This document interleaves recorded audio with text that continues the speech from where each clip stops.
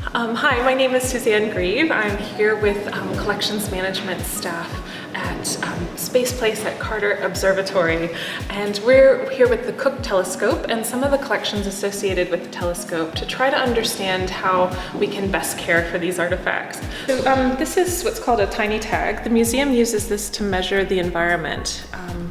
This is placed either in a display case or near it, and it tells us a little bit more about the relative humidity and the temperature of the space. And so it produces a really useful graph that we can track the trends and activities of the environment.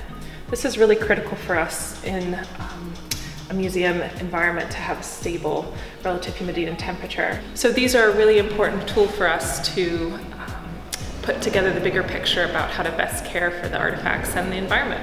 This is what's called a lux meter, and conservators and museum personnel use it to measure the amount of light coming into a space.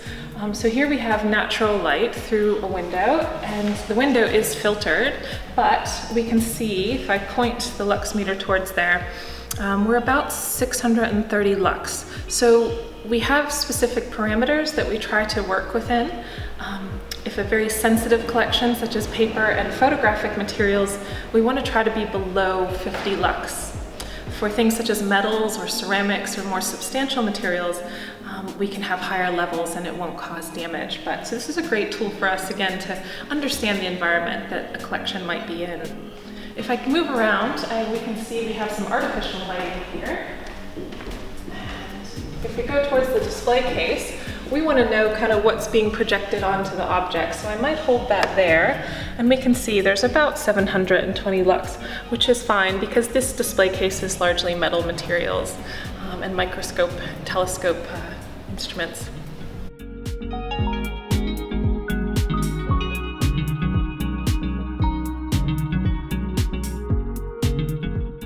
I've got a UV light, and conservators use this to try to see if there's any old restorations or paint layers or varnish layers that we can't see with the naked eye.